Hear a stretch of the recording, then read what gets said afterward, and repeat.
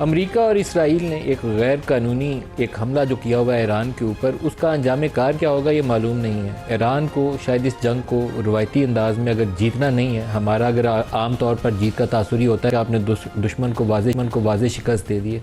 Iran का असल challenge ये है कि उसको सर्वाइव करना है ये कुछ अर्सा, अगले 4 से 6 हफ्ते।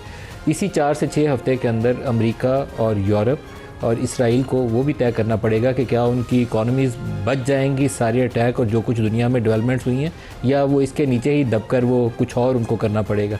इस वक्त जो तेल वाला कल क्राइसिस आया था हमारे सामने कि एक ही दिन में तेल की कीमतें $90 से चढ़ी और $120 तक पहुंच गई, आज वो वापस आई हैं। वापस इसलिए नहीं आई हैं कि सप्लाई बहाल हो गई है, बल्कि इसलिए आई हैं कि ट्रंप साहब ने पहले एक जोम में बयान दे दिया कि वॉर जो ईरान वाली है वो ख़ात्मे के तकरीबन करीब आ गई है, ऑलमोस्ट मुकम्मल हो गई है।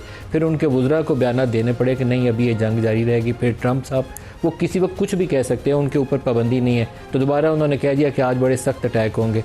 अमरीकी वज़ीर दिफ़ा जो हैं वो क्रूसेड का नाम लेकर अपने फ़ौजियों को वो कायल करने की कोशिश कर रहे हैं कि ईरान के ऊपर हमला जो है इस वक्त सबसे बेहतरीन है। और उनके जो सेनेटर्स हैं लिंडसे ग्राहम, वो अरब मुख्तलिफ ममालिक के ऊपर दबाव डाल रहे हैं कि इस जंग में हिस्सेदार बने, नहीं तो आपके साथ डिफेंस पैक्ट नहीं होगा।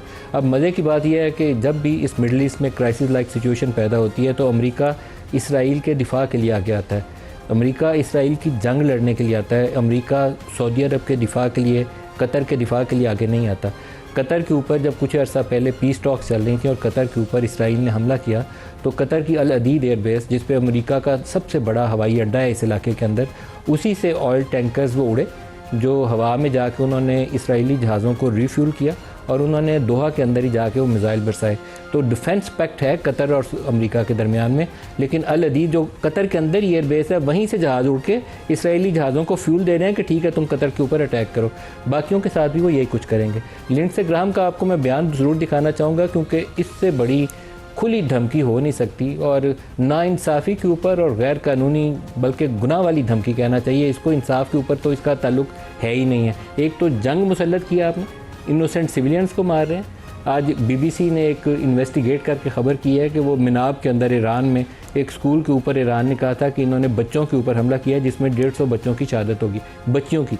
तो उन्होंने इन्वेस्टिगेट करके कहा कि ये अमेरिका का मिसाइल था टॉमाहॉक, और उन्होंने मिनाब के इलाके में जब एक पासदाराने इंकलाब के मरकज़ के ऊपर अटैक किया, उसी वक्त ये मिसाइल जाके स्कूल के ऊपर हिट हुआ है जिसमें स्कूल के 150 बच्चों की शहादत हुई है। तो ये तो शर्मनाक है, आपको शर्म आनी चाहिए, माफ़ी मांगनी चाहिए। अगर कोई महज़ब मुल्क होता है ना तो माफ़ी मांगता कि हमारे इस हमले में एक बच्चों की शहादत हो गई है। तो उल्टा उनके वो जो लिंडसे ग्राहम साहब हैं वो सऊदी अरब को धमकी दे रहे हैं। सुन लीजिए बयान, फिर आगे चलते हैं प्रोग्राम में।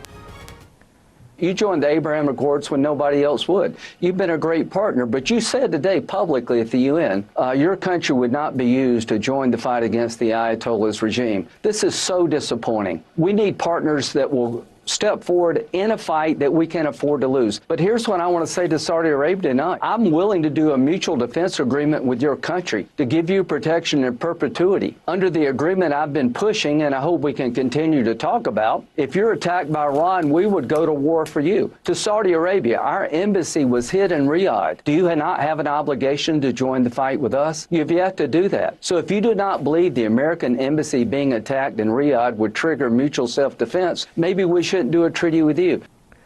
अमेरिका के इन तमाम ममालिक में, खित्ते के जितने ममालिक हैं, तब सब में उनके फ़ौजी अड्डे हैं। तो बहरीन के ऊपर बार बार अटैक होता है, तो बहरीन में अमेरिका का सबसे बड़ा इस वक्त बहरी बेड़ा मौजूद है, 5th फ्लीट जिसको वो कहते हैं। सऊदी अरब के अंदर उनकी बहुत बड़ी बेस है, कतर के अंदर उनकी बहुत बड़ी बेस है, कुवैत के अंदर उनकी बहुत बड़ी बेस है। तो सारे इलाकों के अंदर वो बैठे हुए हैं। यूएई के अंदर उनकी बहुत बड़ी बेस है, लेकिन किसी मुल्क की हिफाजत वो नहीं कर रहे हैं। पाकिस्तान और सऊदी अरब ने एक डिफेंस पैक्ट साइन किया और बिल्कुल सही काम किया। पाकिस्तान और सऊदी अरब से ज़्यादा कोई नेचुरल उलाई इस काम के अंदर बनता ही नहीं है। ना सिर्फ पाकिस्तान और सऊदी अरब बल्कि इसके अंदर टर्की और चाइना को भी शामिल होना चाहिए ताकि अपने दिफा को कभी भी कर सकें और मुस्तहकम भी कर सकें, ताकि जब इसराइल और इंडिया और दोबारा इनके कुजारहाना ज़ायम हो तो ये चारों मुल्क जम के खड़े हों और इनकी तरफ कोई आंख उठा के देख ना सके। आज जो प्रोग्राम में हमारे साथ शुरका हैं उनसे इस बात करेंगे कि क्या करना चाहिए, ईरान में क्या होगा और बाकी ममालिक को, पाकिस्तान को हमें क्या करना चाहिए। स्टूडियोज़ में हमारे साथ हैं बैरिस्टर ज़फ़रुल्लाह खान, सीनियर रहनुमा PMLN से, जनरल तारिक रशीद साहब हैं, मारूफ डिफेंस एनालिस्ट, और सरदार मसूद खान साहब हैं, पाकिस्तान के नामवर सफारतकार और साबिक सदर आज़ाद कश्मीर। सबको खुश आमदीद कहते हैं प्रोग्राम में। बैरिस्टर ज़फ़रुल्लाह साहब, आपसे स्टार्ट करूँगा। पहले आप बताइएगा कि ये जो ईरान के ऊपर एक गैर कानूनी जंग मुसल्लत की गई, ना UN सैंक्शनड है, ना कोई वजह है, ना कोई जवाज़ है, ऊपर हमला करके मार भी रहे हैं, कहते हैं सरेंडर भी कर दो, कभी कहते हैं आज और हमला होगा, कल ये होगा, साथ बाकी अरब ममालिक को भी धमकियाँ दे रहे हैं, सऊदी अरब को धमकियाँ दे रहे हैं। जी थैंक यू वेरी मच। जी बिल्कुल, जो भी इंटरनेशनल ऑर्डर बना हुआ है सेकेंड वर्ल्ड वॉर के तबाह हो गया जी, वो उसके अंदर जो भी प्रिंसिपल हमने तय किए थे वो तो इन्होंने ख़त्म कर दिए।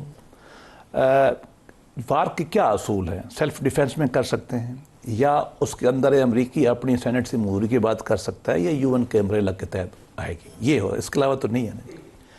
बदकिस्मती से मगरबी तहजीब ने तरक्की करके जो असूल बनाए थे, या हमें तहजीब सिखाने के लिए आते थे, वो तो उन्होंने मिलिया मेट कर दी। उसकी एक मिसाल आपने दे दी। मेरी मालूमात के मुताबिक 185 बच्चियाँ हैं जो ऐलान हुए, एक तो नहीं है जो शहीद हुई हैं। और यकीन करें जिस दिन को उन्होंने काफन दिखाए थे ना, मैं देख नहीं सकता था। भारत जैसे भी हों, चाहे अमेरिका की भी मरती, हमें फिर भी दुख होता।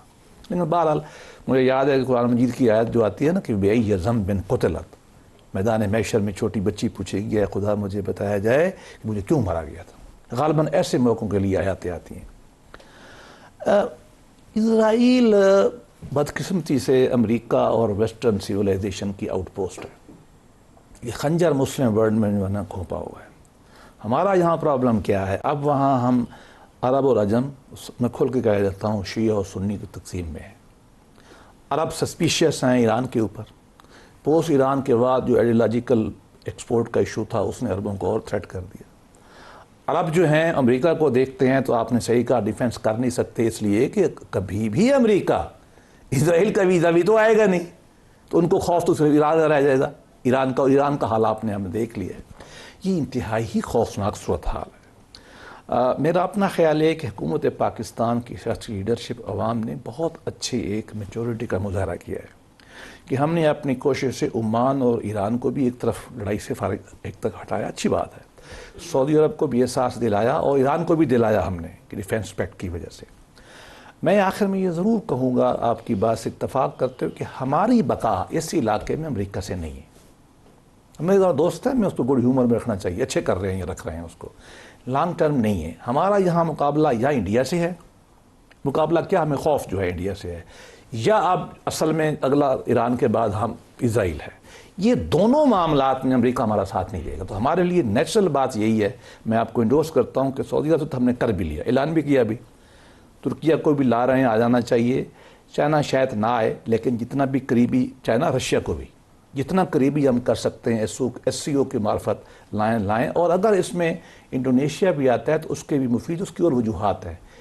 हमें अल्टरनेट ऑयल सप्लाई, इस तरह की चीज़ों का फ़ायदा होगा, तो हमें इस पर ठंडे दिल से सोचना चाहिए। जनरल साहब, आप क्या कहेंगे? पहले तो ईरान वॉर का बता दें, फिर अमेरिका का ये जो इस इलाके के अंदर दो रुखी पॉलिसी है उसकी भी वजाहत कर दें। देखिए, मैं जो बैरिस्टर साहब कह रहे थे ना कि नया वर्ल्ड ऑर्डर जो हमने बनाया, बात तो बिल्कुल सही कह रहे हैं, बट वो हमने नहीं बनाया।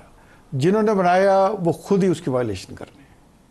हमें तो बताया गया कि ये नया वर्ल्ड ऑर्डर है, और चाहे लिंडसे ग्राम बात कर रहा हो, और पेट हेग्सेट बात कर रहा हो, या बात कर रहे हो ट्रंप साहब, वो अमेरिकन की इंटरेस्ट को सामने रख के बात करेंगे। सर, वो हेक्सेट जो है वो तो क्रूसेड की बात कर रहे हैं। अच्छा, आप देखिए क्रूसेड की वो बात, तो होली वॉर्स की बात अब बात देखिए, ट्रंप साहब क्या कह रहे हैं कि हम ये जंग जीत चुके हैं, मगर पता नहीं ईरान कब शिकस्त मानेगा। मतलब अगर आप जीत चुके हैं तो उन्हें शिकस्त माननी चाहिए, यार कब मानेगा।